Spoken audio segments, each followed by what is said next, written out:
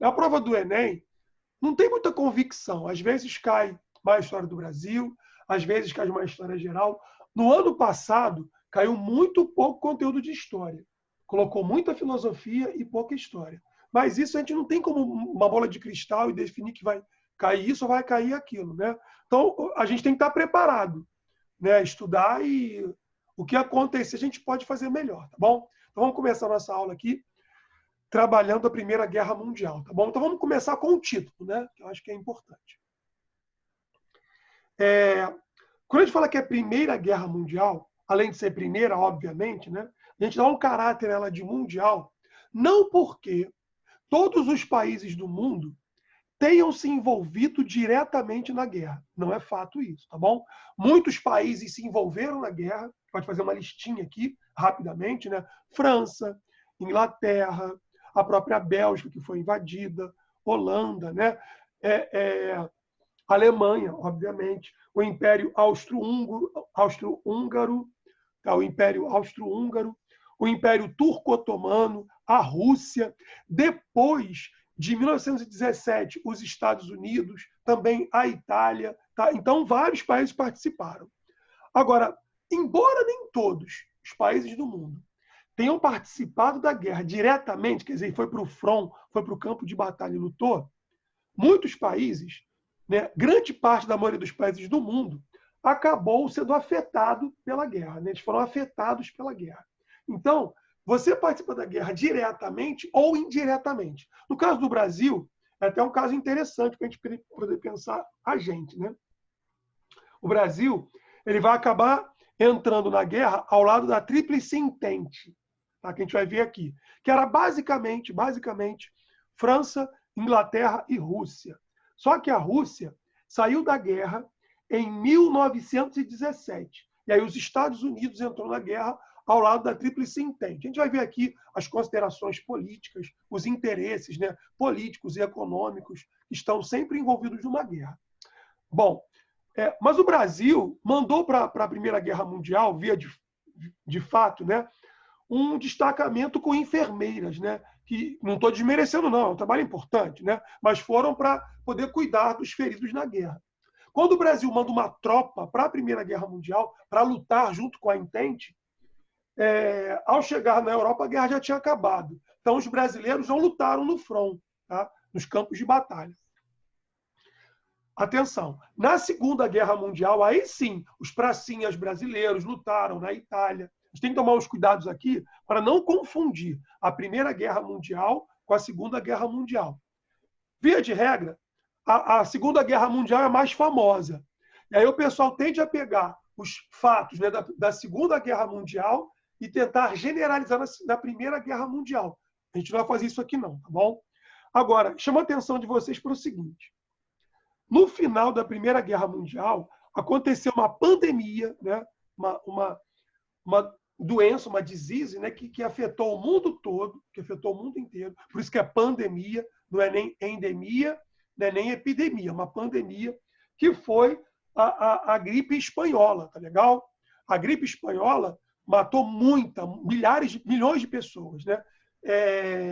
Então, como a gente pode, na prova do Enem, se fazer uma referência histórica a outras pandemias que existiram, uma que é muito provável de cair é aquela que afetou o mundo logo ali no final da Primeira Guerra Mundial. Então, depois a gente vai dar uma atenção especialmente para isso, tá? Esse material vai ser um pouco grande, a gente vai ficar aqui 2 semanas discutindo isso, tá bom? A gente vai ver hoje, também semana que vem. Quem vier para a aula pelo aplicativo aqui com a gente, que perdeu a primeira parte, aí vai ter que pegar a videoaula e tentar arrumar da melhor maneira possível, tá? Então vamos fechar aqui. Vamos voltar. É Primeira Guerra Mundial porque afetou grande parte do mundo, tá bom? Se não diretamente, pelo menos indiretamente. Por exemplo, de novo, né, o Brasil. O Brasil vendeu alimentos para os países envolvidos na guerra. Imagina uma economia de guerra, né? França, Inglaterra, a própria Alemanha e etc. Eles vão se movimentar numa economia de guerra. Para quê? Para vencer a guerra. E aí, eles vão negligenciar, de certo modo, até a produção de alimentos. Até porque o inimigo, né, numa guerra, vai querer bombardear a tua produção alimentar, né? Porque faz parte da estratégia de vencer uma guerra. Ora, então eles compravam do Brasil tudo que o Brasil podia vender, tá? Inclusive feijão. Os europeus, via de regra, não comem feijão, tá? Não é um prato muito tão comum assim, né, na mesa dos europeus. Mas na Primeira Guerra Mundial, até o feijão o Brasil conseguia vender para os europeus. Porque eles compravam o que o Brasil tinha, tá bom? Cana-de-açúcar. O Brasil vendeu muito ferro, vendeu algodão para poder desenvolver, né, para produzir roupas para vestir os soldados durante a guerra. Tá? Então, o Brasil acabou até ganhando dinheiro na Primeira Guerra Mundial. O problema é que o próprio presidente da República do Brasil na época, que era o Venceslau Braz, que a gente até já viu aqui em outras aulas da gente, tem lá no nosso canal, né, do YouTube, tem tudo isso lá, ele acabou não investindo bem o dinheiro. Tá? E o Brasil não aproveitou o dinheiro que entrou numa Primeira Guerra Mundial para promover uma industrialização. A guerra é horrorosa, tá bom? Mas mesmo numa guerra, alguém sai ganhando. E na Primeira Guerra Mundial, o maior vencedor foram os Estados Unidos da América do Norte, tá bom? Por quê? Eu vou explicar isso para vocês. Na Primeira Guerra Mundial, diferentemente da Segunda Guerra Mundial, na Primeira Guerra Mundial, nenhuma bomba explodiu em território americano, tá bom? O ataque a Pearl Harbor já é na Segunda Guerra Mundial, pelos japoneses, tá? Na Primeira Guerra Mundial, não explodiu uma bomba em território americano. Quem foi devastada para valer foi a Europa. Estima-se, né, para alguns estudiosos, alguns historiadores, cerca de 20 milhões de mortos. É muita gente, nem imagina, tá? 20 milhões de mortos. Alguns pensadores da época, eu chamo a atenção aqui para um que eu acho que é um grande intelectual da época, né, que era o Freud, né, que é o cara da medicina, da psicanálise, e tem uma caminhada muito grande pela filosofia. Ele, quando acabou a Primeira Guerra Mundial, ele vai escrever um livro, chama-se Mal-Estar da Cultura, recomendo a leitura, Mal-Estar da Cultura. Ou também, a tradução aqui em português pode aparecer como Mal-Estar da Civilização. Isso é tema, dá para usar e explorar bem numa redação, num concurso de vestibular como o Enem. Tá? Ele se questiona. Como é que o homem, tá? Como é que o homem tão inteligente, tão que se diz tão dominador, né, do conhecimento, da técnica, da ciência, é capaz de fazer uma guerra para matar milhões dos seus semelhantes, tá? Com a justificativa de que é inimigo, de que é o outro, tá bom? Na Primeira Guerra Mundial já havia, não tinha o peso da Segunda Guerra Mundial, mas já havia um entendimento, né, de perseguição aos judeus, isso é coisa muito antiga. As ideias do racismo já eram muito fortes também ali, e também a xenofobia, né, o ódio ao outro. A gente vai ver aqui. Na Primeira Guerra Mundial, os franceses, isso é propaganda, já caiu em concurso de vestibular, em questão de vestibular. Tá? Uma propaganda francesa, claro que isso não se restringia aos franceses. Tá? Isso é um dos fatores da guerra. O extremo nacionalismo. O nacionalismo exacerbado, que faz com que você olhe com ódio para o estrangeiro. Chama-se o quê? Xenofobia. Então, a xenofobia é não é o único, né? É um dos fatores que vai levar à Primeira Guerra Mundial. E era comum na França, não só na França, tá? Não só na França, se fazia propagandas do tipo: tome aspirinas francesas, tá? Não compre aspirina alemã. Então era aquela rivalidade. Até hoje, a rivalidade entre franceses e alemães é muito grande. Não sei se vocês sabem, né? Mas a Alemanha é a maior potência econômica da Europa hoje. E a segunda maior potência econômica da Europa hoje é a França. E é óbvio que isso vai gerar rivalidade entre esses dois países que dividem fronteira. Eles fazem fronteira um com o outro. Né? Então vamos seguir aqui. Só para a gente poder introduzir isso, tá bom? Para a gente não pegar aqui a Primeira Guerra Mundial e cair de paraquedas. Tá? Embora eu fale de paraquedas, foi até legal. Na Primeira Guerra Mundial é que se usou pela primeira vez e de forma sistemática aviões da guerra, tá bom? Aviões para poder matar o outro, para poder acabar com o outro. Isso é um dos motivos da depressão, da angústia de Santos Dumont. Porque quando ele inventa o avião, a ideia dele é que o avião fosse usado para fazer o bem para os semelhantes.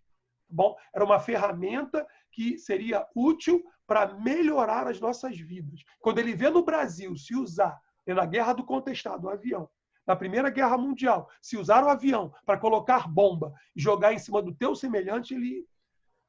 para as pessoas que são mais sensíveis, né, essas coisas incomodam muito. Para quem não é tanto, né? O Brasil chegou a 108 mil mortos. E daí? Né? E daí? Vamos, vida que segue. Mas para quem é mais sensível, isso incomoda, né? Isso incomoda. Vamos seguir aqui. Bom, então eu coloquei aqui 3 imagens para a gente poder introduzir. Eu botei aqui, ó, uma tropa, né, com soldados franceses, com a metralhadora. Na Primeira Guerra Mundial, franceses e alemães vão usar agora tanques de guerra de maneira também organizada, sistemática. Os tanques de guerra já haviam sido usados pelos ingleses lá na Guerra dos Boers. No meu vestibular caiu isso, tá? Na Guerra dos Boers, na África do Sul, em 1898. Agora, os europeus, de modo geral, já vão usar os tanques de guerra. Tá? Tanque não é igual ao canhão, é diferente. Isso aqui é um canhão. Tá? O tanque vai ter lagarta, vai ter um montão de outras coisas que o canhão basicamente não tem, né? Bom, então, aqui é uma tropa de franceses. Dá para reconhecer pelo capacete deles, tá bom? No front. Franceses e alemães se defrontaram muito no front ocidental, tá bom? Em território europeu. E aqui do lado, né, à nossa direita, tem um grupamento, né, de artilharia, uma tropa de alemães, tá? Reparem que o capacete alemão é um pouco diferente. De vez em quando você talvez veja pela rua aí uns doidos andando com um capacete alemão, tá? Não sei o que os caras querem dizer com isso. Só um detalhe. Essa Alemanha aqui ainda não é a Alemanha nazista. Depois a gente vai ver aqui a ascensão do nazismo e do fascismo na Europa, na Itália, na Alemanha, também depois em Portugal, na Espanha. Mas, por enquanto, aqui é uma Alemanha, tá, que não é ainda uma Alemanha nazi-fascista, tá bom? Só para a gente poder se entender aqui. Bom, então, repara que os soldados alemães estão usando aqui uma máscara, tá bom? Na Primeira Guerra Mundial, a gente falou aqui de 20 milhões de mortos, né? Já se começou a usar gás, tá? As fábricas de perfume na França, na Alemanha, em outros lugares do mundo. Eu falei aqui França, desculpa que não é uma provocação com a França, não. Muito pelo contrário, tá? Eu, de certo modo, sou até francófilo. Eu gosto muito da França. Tá? Mas a gente está falando aqui de guerra, né? E na guerra, todos são culpados. A gente não pode aqui eximir um ou outro, né? Se deixa tomar muito partido, um é bonzinho e outro é malvado, a gente se perde. E não é interessante isso. Mas numa guerra, todos são culpados pela guerra, né? No final da Primeira Guerra Mundial, a gente vai ver aqui que a Alemanha vai ser derrotada. E ela vai ser considerada pelos vencedores como a única culpada da guerra, tá bom? O que também não é verdade. A Alemanha também é culpada, não é a única culpada. Só colocar aqui uma coisinha.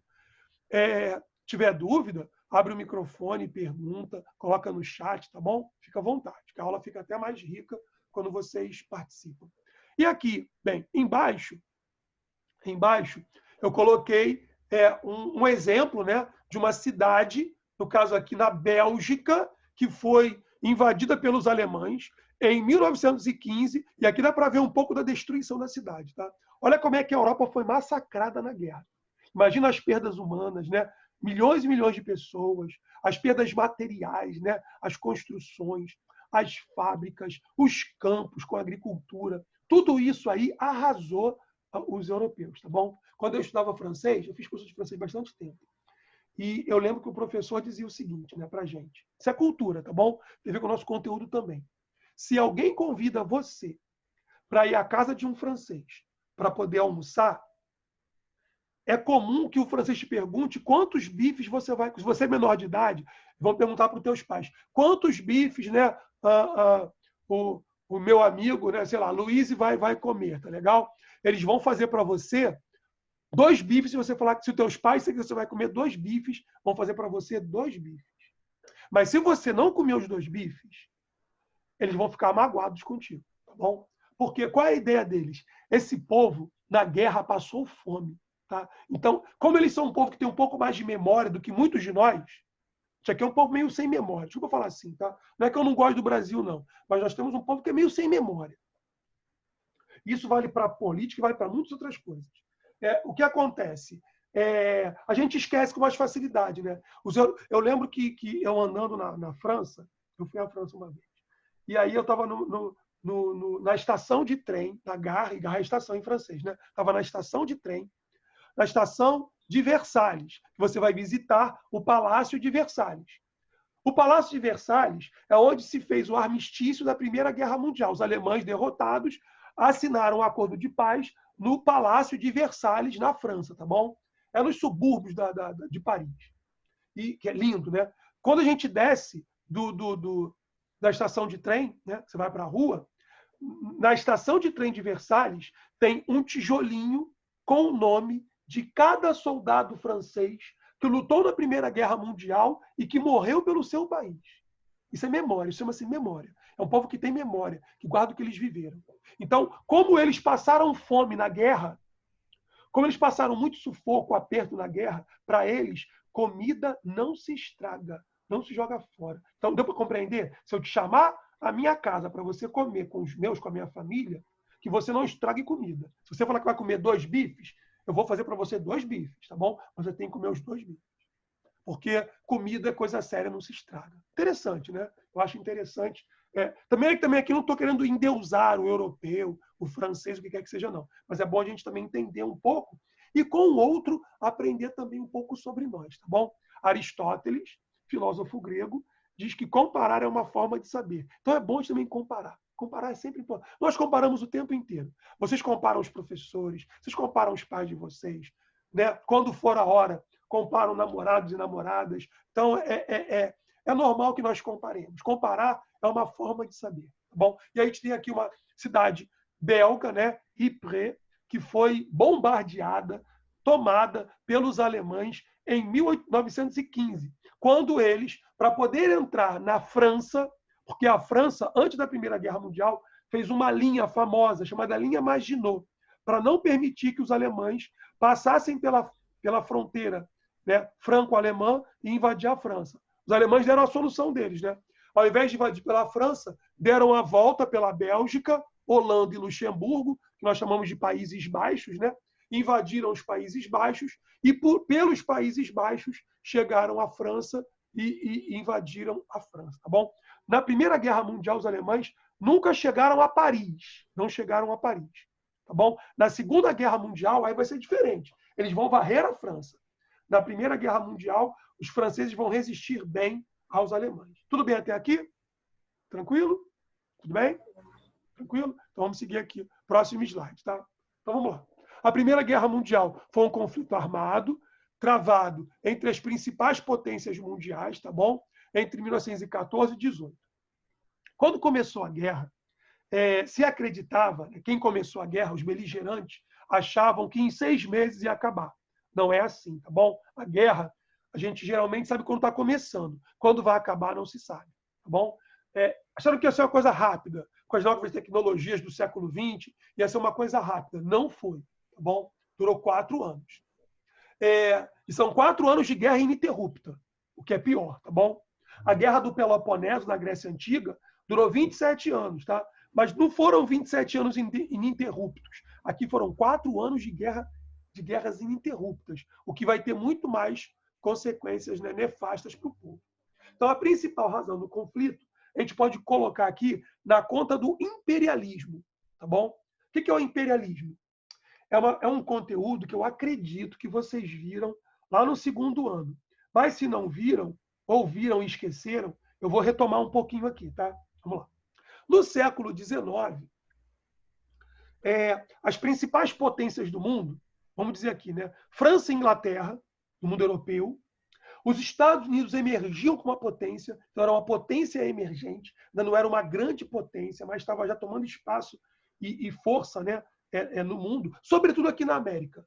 Não era uma potência mundial, era uma potência local aqui nas Américas. Tá? E a Alemanha, que vinha correndo por fora, e depois vai passar a França e a Inglaterra. E vai se tornar a maior potência do mundo na época. Chegou a ser a Alemanha, tá bom? Você sabe também que franceses e ingleses têm rivalidades históricas. Eles não se dão bem. Isso na Europa é muito comum também. Mas o que acontece? Quando eles viram que a Alemanha crescia e que ela ia, desculpa a expressão que eu vou usar, ia engolir os dois, ia engolir a França e a Inglaterra, França e Inglaterra se juntaram, né? França e Inglaterra se juntaram para combater um inimigo maior, que seria, no caso aí, a Alemanha, tá bom? Que virou a potência ali, então. Só que tem um problema. No século XIX, essas potências mais ricas, elas tinham muito dinheiro. Elas já se industrializaram no século XVIII e no século XIX estão com muito dinheiro, tem dinheiro sobrando. O que um capitalista faz quando tem dinheiro sobrando? Ele vai dar o dinheiro para os pobres ou ele vai reinvestir o dinheiro dele para tentar fazer mais dinheiro com o dinheiro que ele tem? O que você acha? Vai investir o dinheiro dele. Vai investir o dinheiro dele, claro, exatamente isso. O capitalista vai investir o dinheiro dele tentando fazer mais dinheiro em cima do dinheiro que já tem, tá bom? O Carlos Drummond de Andrade, é bom que a aula de história não discuta só história. É bom que nós caminhamos também. Vou abrir aqui um parêntese, depois eu fecho o parêntese, nós voltamos aqui para a história propriamente dita, tá bom? O Carlos Drummond de Andrade, que para muitos é o maior escritor da literatura brasileira, para alguns é o Machado de Assis, para outros, né, é o Carlos Drummond de Andrade. Eu fico na dúvida. Os dois são tão geniais que eu não sei me posicionar tão bem assim. Mas bom, vamos lá. A minha esposa se encanta com o Carlos, ela é louca pelo Carlos Drummond de Andrade. Então, vamos lá. Parêntese, fechou, vamos voltar. O que acontece? O Drummond, ele escreveu um poema que chama-se Ou Isto ou Aquilo, que ele fala, né, do interior de Minas Gerais, em que a população passa fome. Povo pobre, né? É no Brasil das oligarquias que nós estudamos aqui. O povo passa fome, tem muita gente pobre, como tem até hoje, né? Olha o presidente da República aí, aumentando a popularidade dele com esses R$600 aí. O governo está horroroso, mas quando ele dá para o povo, né, dá com nossos impostos, R$600, quem está na miséria, poxa, esse cara está olhando para mim. E aí ele aumenta a popularidade dele, a gente está vendo isso aí. Né? Ontem eu tive que ir para a rua, eu vi as filas nos bancos da Caixa Econômica espantosas. Quanta gente na rua, a maioria sem máscara, um perigo. Mas vamos lá. O que o Drummond conta no livro? Né? Um repórter chega numa cidade, no interior de Minas Gerais, e aí ele vê que o rio está meio leitoso. Estão jogando leite no rio. Né? E aí ele por que o leite está assim? O que está acontecendo? Estão jogando leite fora? E ele vai perguntar para os fazendeiros, né? Poxa, por que vocês, fazendeiros, né, que são ricos, que têm tanto, não pegam esse leite que está jogando fora e não dá para os pobres? E aí vai responder o fazendeiro, né, o empreendedor, um capitalista do campo, vai dizer o seguinte, olha, com esse leite dá para produzir queijo, dá para produzir requeijão, dá para produzir, me ajuda, manteiga, né? E outros derivados aí do queijo, né? Perdão, outros derivados do leite. Mas só que se o povo não tem como comprar, se eu pego essas coisas, dou leite, dou os derivados para o povo, aí é que o povo não vai comprar mesmo. Então, entre dar para o povo e jogar fora, é melhor jogar o leite no rio. Certamente o Drummond viu essa experiência, tá? Viveu essa experiência. Ele não era de família pobre, mas viu essa experiência. E aí é o quê? Para a lógica do grande capitalista, aquele que a gente chama de capitalista mais selvagem, tá bom? É melhor jogar fora do que dar para o povo. Porque se eu der para o povo, eu vou fragilizar o meu mercado. Tá bom? Eu não vou fazer essa caridade. Não é, o objetivo do capitalismo em si não é fazer a caridade. Caridade é a instituição de ONG, das igrejas, né? Ele vai fazer esse tipo de caridade. Mas vamos voltar aqui.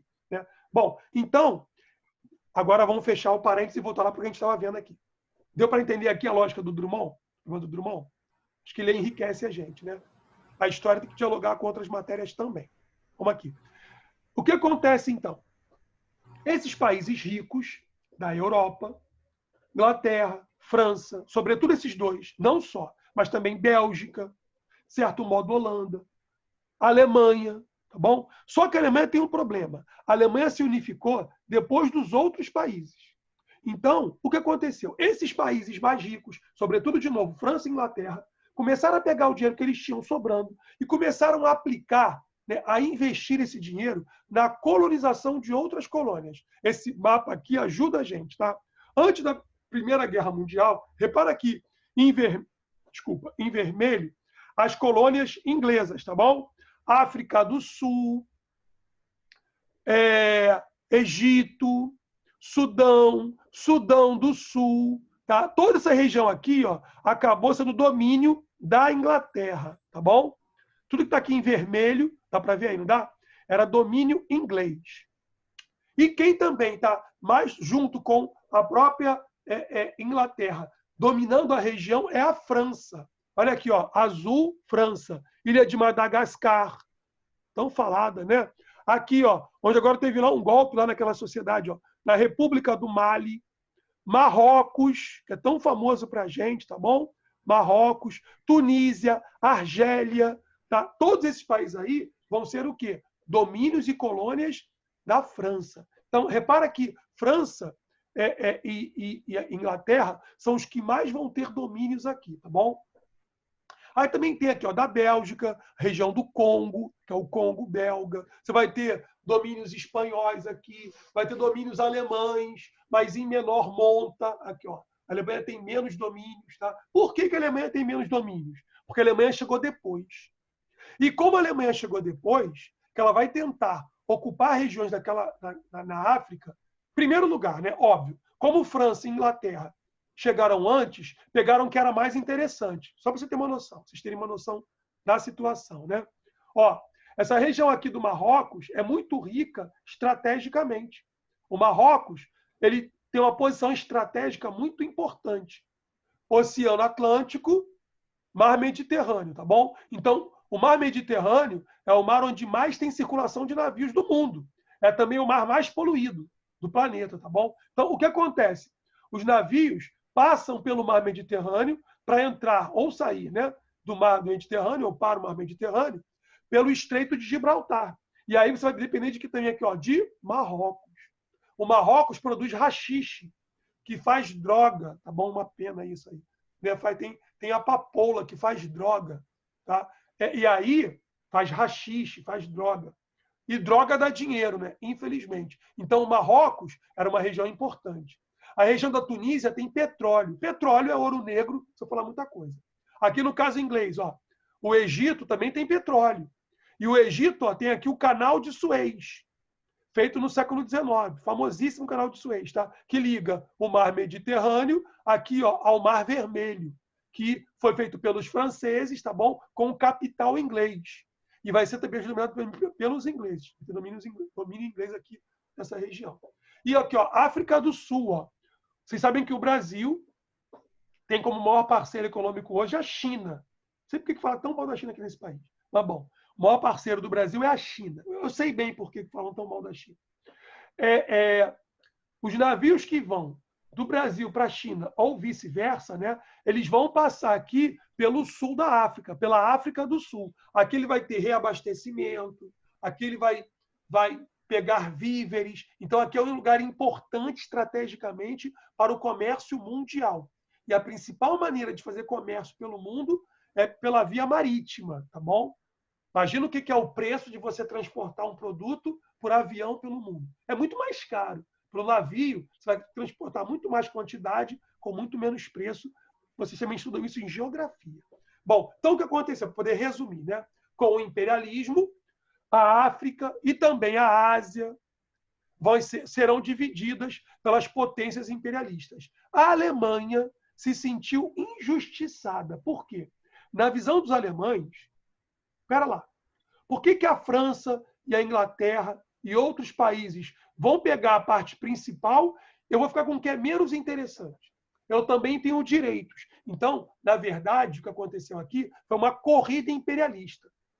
Em 1885, na Conferência de Berlim, na Alemanha, isso cai em vestibular, os europeus pegaram o mapa da África, colocaram sobre uma mesa, tá bom? A rainha da Inglaterra, Rainha Vitória, o representante francês, o de Israel, o Otto von Bismarck, representando a Alemanha, o Leopoldo II, representando a Bélgica, e vários outros, tá? Abriram um mapa e eles lá resolveram dividir a África entre eles. No final, não respeitaram, que a Alemanha levou prejuízo, mas eles dividiram a África entre eles. Só um detalhe: ninguém perguntou para os africanos o que eles achavam, como é que eles ficavam, qual era a posição deles em relação a dividir os países deles segundo os interesses dos europeus.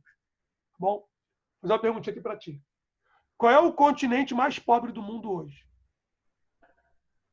África. África. E por que a África? Como é que a gente pode explicar que a África é tão pobre? Porque eles foram muito explorados. Exatamente. Essa aula aqui explica isso, tá bom? A África foi muito explorada.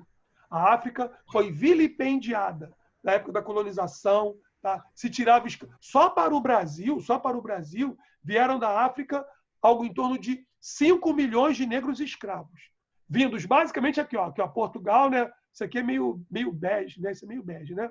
Tá? De Portugal para o Brasil, pelas colônias de Portugal, vinha aqui, ó, né, de Angola e Moçambique, tá? Algo em torno de 5 milhões de negros africanos. Não só de Angola e Moçambique, mas sobretudo de Angola e Moçambique, 5 milhões de negros africanos, tá bom? Que vieram para cá para trabalhar como escravos. Isso também vai fragilizar o país, tá? Você tira, olha o que a gente está falando aqui, ó. 20 milhões de mortos na Primeira Guerra Mundial. É perda humana.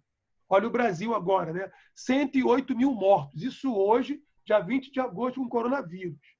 Uma outra escola que eu trabalho, eu comentei isso aí, o aluno reclamou. Pô, o senhor já falou disso. Mas olha só, a gente não pode ser insensível com esses mortos. Quem de nós aqui já não perdeu alguém que era conhecido? Tá difícil. Né? E não para, o negócio não para. Bom, vamos voltar para cá.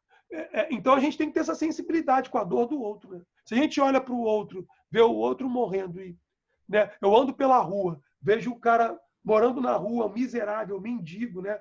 E acho que é problema dele, eu tiro desse cara a humanidade e digo, já ouvi isso, tá? Cada um com seus problemas. A gente empobrece a humanidade. Né? A gente empobrece a humanidade. Vamos voltar lá para a Primeira Guerra Mundial. Bem, então isso é um dos fatores, tá bom? A corrida e a guerra imperialista. Tudo bem até aqui? Tá bom? Tá? O fato da Alemanha se sentir injustiçada, porque ela entendia que deveria ter uma parte também da África e da Ásia. No caso da Ásia também é interessante pensar, tá? A China foi partilhada entre vários países, principalmente no caso lá a Inglaterra. Mas também os alemães tiveram um quinhão, a França, a Rússia teve um quinhão da China, o Japão, sabe que japoneses e chineses não se dão bem, né? E tem rusga histórica nisso aí. Quando a China foi dividida no século XIX, os japoneses ajudaram a colonizar e explorar a China. Quando vocês confundem um japonês com um chinês, nenhum dos dois gosta. Repara só isso aí. Nenhum dos dois gosta, né? Bom, qual era a política americana na época, tá? Era a política da doutrina Monroe, tá bom? De que os Estados Unidos não vão se meter na guerra. E isso foi muito bom para os Estados Unidos. Tá? A guerra acontece, o campo de batalha, né? Acontece sobretudo na Europa, não explodiu nenhuma bomba em território norte-americano da Primeira Guerra Mundial. Isso favoreceu muito os Estados Unidos. Por quê? A Europa, a gente está vendo aqui, foi muito afetada pela guerra. Estados Unidos, não.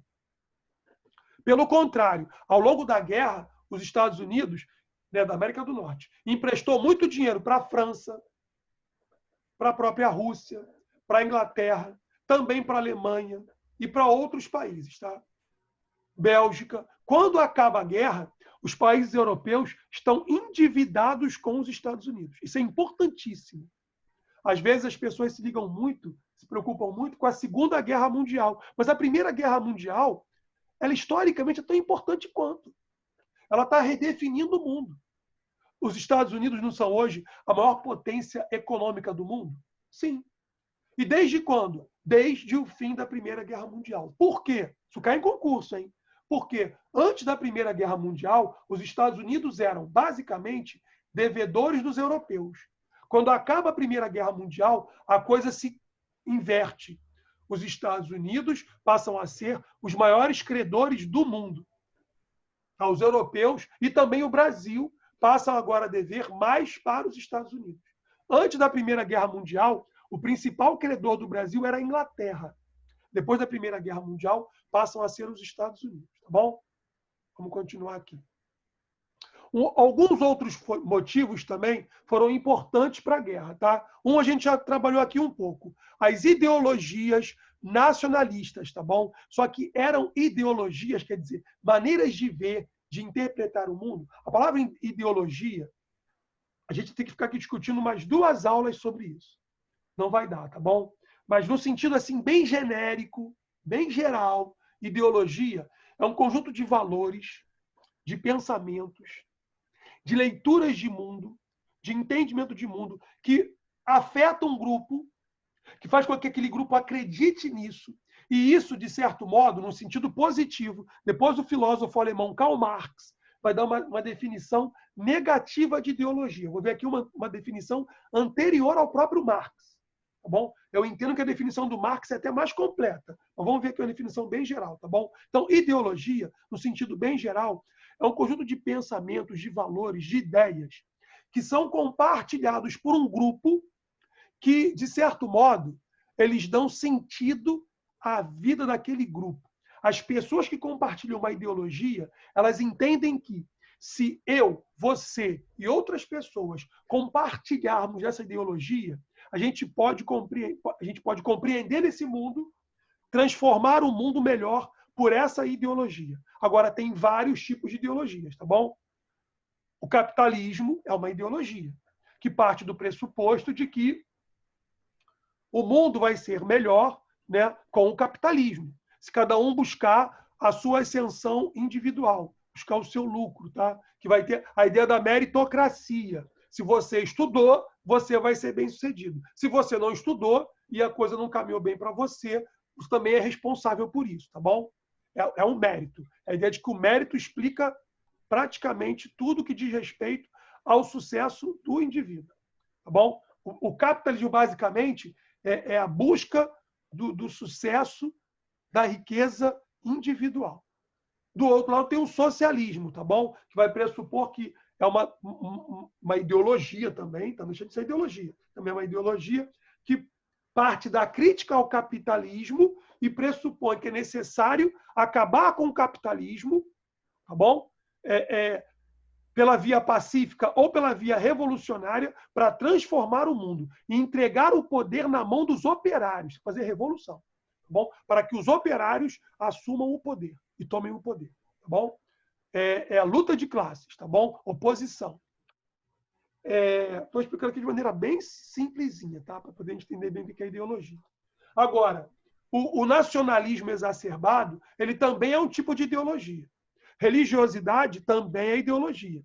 Para todo cristão, seja ele católico, seja ele ortodoxo, seja ele protestante, o mundo vai ser melhor se as pessoas seguissem o exemplo de Jesus Cristo. Eu até compartilho disso aí, tá bom? Eu sou um católico questionador, um pouco mais chato do que a média, mas eu acho que é um caminho interessante. Uma pena que, infelizmente, boa parte dos cristãos tem um discurso, né, do cristianismo, mas a vida prática está distante do discurso. E aí falta coerência, é uma contradição. E por muitas vezes, muita gente cai de pau em cima de nós cristãos porque eles vão ver a incongruência, né? A contradição. Peraí, vocês falam de um Cristo que é uma coisa, mas o que vocês fazem é outra coisa. E aí, eu às vezes, eu tento argumentar, eu busco argumentar, eu sou estudioso, eu argumento, mas eu tenho que, por vezes, dar razão aos críticos da minha religião. Infelizmente. Tá? Tem gente que quer matar em nome de Deus. Quando o cristianismo não é isso, né?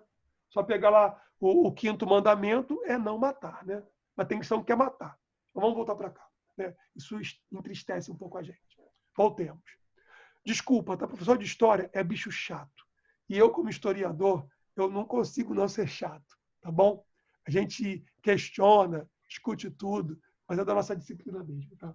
Vamos voltar para cá. Se estiver incomodando, tá? Mas é assim que é mesmo. Vamos lá. Então, o que vai acontecer aqui? A ideologia nacionalista era de quê? Era o amor exagerado pelo teu país. E quando você nutre um amor exagerado ao teu país, qual é o contrário da paixão? Já estudaram isso? Qual é o contrário da paixão? É o ódio, né? O contrário da paixão é o ódio. Então, quando você se apaixona demais por uma coisa, você pode criar também como contravalor, como contraponto, o ódio. E aí ele vai acontecer o quê? A xenofobia. Tá? O francês odeia o alemão. O alemão odeia o francês. O francês odeia o inglês e vice-versa. Tá? Então, o grego odeia o turco. Isso até hoje, tá? O Gregos e turcos têm uma rivalidade histórica muito grande e tem a ver com a Primeira Guerra Mundial também, até essas questões locais lá entre gregos e turcos, por exemplo. E também os gregos aqui tinham uma oposição muito grande aos austro-húngaros. Então, esse excesso de nacionalismo levou também a uma xenofobia, tá bom? A rejeição do que é do outro. Isso também vai ser... E é uma ferramenta utilizada pelo capitalismo para poder ganhar o trabalhador, ganhar a classe trabalhadora, ganhar o operário. Bom, então esse também vai ser imperialismo, as ideologias nacionalistas, na sua exacerbação, no seu exagero, é mais um motivo para a Primeira Guerra Mundial. Bom, outra questão também é a questão do pan-eslavismo e a questão do pan-germanismo, que tem a ver também com o nacionalismo, tá bom? Não está dissociado, não. Só que no caso do pan-eslavismo, pan todo, Jogos Pan-Americanos, toda a América, né? Pan-eslavismo, todos os povos de origem eslava, todos os povos cuja língua vem do tronco eslavo. Então seriam os sérvios, seriam os bósnios, seriam os gregos, seriam os russos. Tá? Então aquela região dos Balcãs e mais os russos, eles são povos de origem eslava. Se você pegar um texto em grego e comparar com o russo, você vai ver que os caracteres, que as letras, elas são mais ou menos parecidas. Repara isso, tá? Por quê? São línguas do tronco eslavo. Do mesmo jeito que a gente, né? Francês, espanhol, o romeno, a língua portuguesa, o italiano, são todas línguas do mesmo tronco, que é o latim. Essa língua vem do latim. Se você for estudar francês, tá? O francês tem umas nuances, mas mesmo o francês, mais ainda o espanhol, é muito mais fácil, né? Porque são línguas do nosso mesmo tronco linguístico, né? Vem do latim. Então, o que acontece? Essa região dos Balcãs, que seria o sudeste da Europa, Grécia, Sérvia, Bósnia, Croácia, hoje, tá? Aquela região aí dos Balcãs, é o sudeste europeu. Ela é uma região muito importante para o mundo, para a política, para a economia. Você sabe muito bem, vocês sabem disso, né? Que aquela região do Oriente ali, do Oriente Médio, é muito produtora de petróleo, né? A Arábia Saudita tem muito petróleo. Iêmen, Omã, Iraque, Irã, Kuwait, toda aquela região ali tem muito petróleo.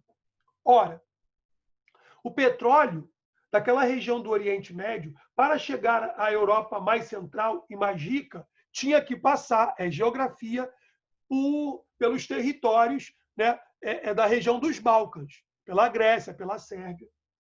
Então, controlar aquela região era muito importante, porque ela te dá acesso ao petróleo.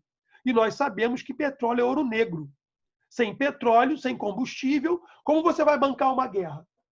Uma guerra é fundamental. Então, todas as potências europeias e também a Rússia tinham um olho bastante grande na região dos Balcãs. E aí, quem dominava os Balcãs, naquele momento da Primeira Guerra Mundial, um pouco antes da Primeira Guerra Mundial, era basicamente o Império Austro-Húngaro, que na Primeira Guerra Mundial vai ser aliado da Alemanha. Então, os austro-húngaros, que tem outro tronco de língua, que é o tronco, né, germânico, o austríaco, né, também fala alemão. Tá? O Hitler, que lutou na Primeira Guerra Mundial como soldado e como cabo, ele vai ter destaque na Segunda Guerra, na Primeira Guerra ele lutou, um praça que lutou na Primeira Guerra Mundial. Ele vai... olha só, a gente vai até 12:30, tá bom? Tranquilo? Vai até 12:30. Dependendo aqui do nosso... Eu não sei se vai acabar até lá, mas acho que dá para a gente chegar até 12:30. Ou tá muito grande, eu tô incomodando demais. Então, o que vai acontecer? Eles vão formar ali, né, o pan-germanismo, né, era o interesse da Alemanha e do Império Austro-Húngaro em dominar aquela região, a região dos Balcãs. Na verdade, quem dominava os Balcãs antes eram os austro-húngaros, que tinham muitas ingerências, muitos mandos na região dos Balcãs. O que vai acontecer? No início, né, do século XX, o arquiduque herdeiro do trono austro-húngaro, Francisco Ferdinando, em viagem na região dos Balcãs, ele foi assassinado na Bósnia por um grupo de oposição, né? De oposição, uma facção nacionalista, né? Então aqui o nacionalismo, que tinha horror ao domínio dos austro-húngaros na região dos Balcãs. Então fizeram um atentado terrorista mesmo e mataram lá o Francisco Ferdinando e sua esposa. Ele era o herdeiro do trono do Império Austro-Húngaro. Isso vai gerar uma série de problemas, tá? Basicamente, o que vai acontecer?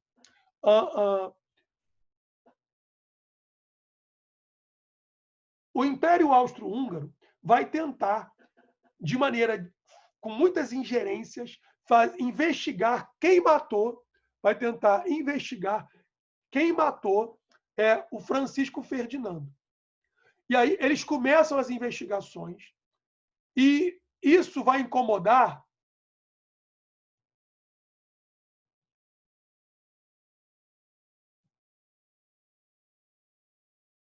Ok, voltamos aí? Voltamos?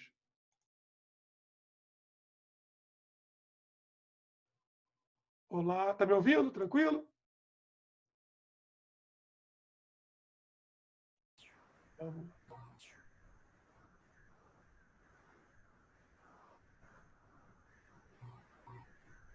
Tranquilo? Voltou? Vamos continuar? Voltei. Então vamos continuar. Eu vou explicar isso aqui, a gente para um pouquinho, aí na semana que vem a gente continua, tá bom? Porque Primeira Guerra Mundial, Segunda Guerra Mundial, tem que ser em 2 aulas. É muito conteúdo, tá bom? Então a gente vai voltar aqui nessa explicação. Um dos outros motivos da guerra foram os conflitos que a gente estava vendo aqui antes, né, de você cair na internet, que eram os conflitos na região dos Balcãs, tá? Aquela região dos Balcãs, aquele povo... Você chegou a ouvir eu falar um pouquinho disso ou não? Não. Só ouvi um pouquinho. Um pouquinho, né? Então vamos retomar, tá? Aquela região dos Balcãs, que é o sudeste da Europa, ela é uma região muito importante. Por quê? O petróleo é fundamental para uma guerra, né? Combustível, né? Diesel, gasolina, o que quer que seja, né? Petróleo em geral. Vocês sabem, né, que aquela região do Oriente Médio é grandíssima produtora de petróleo. Arábia Saudita, Irã, Iraque, né? Iêmen, Omã, Kuwait. Então, aquela região produz muito petróleo. Mas o petróleo daquela região, sobretudo naquela época, para poder chegar à Europa Central, ele passava pela região dos Balcãs. Ou seja, pela Grécia, pela Sérvia, pela Bósnia, pela Croácia, a região dos Balcãs. Ora, então dominar a região dos Balcãs era fundamental para quem tivesse interesse em controlar o transporte do petróleo produzido, né, na região do Oriente Médio. Quem tem interesse ali? Basicamente todo mundo. Petróleo e ouro negro, a gente já viu aqui, ouro negro. Os russos pensavam o quê?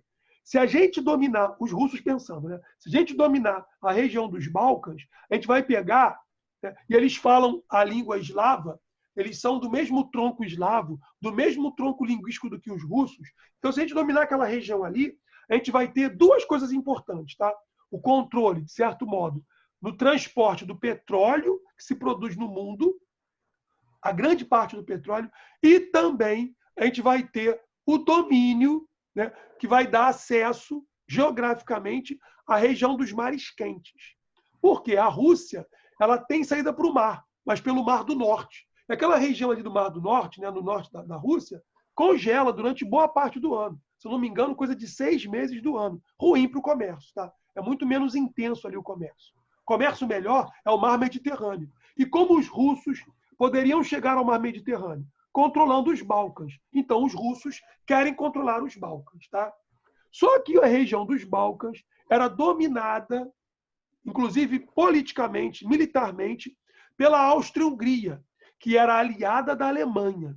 Aliada alemã.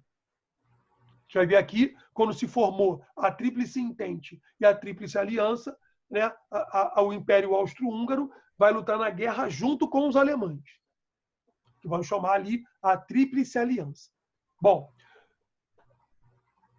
como os austro-húngaros dominam aquela região dos Balcãs, a solução para os russos era apoiar os povos locais, os gregos, os sérvios, os bósnios e etc., ajudá-los a ficarem independentes do Império Austro-Húngaro para depois exercer o seu domínio sobre eles. Ninguém aqui é bonzinho, não.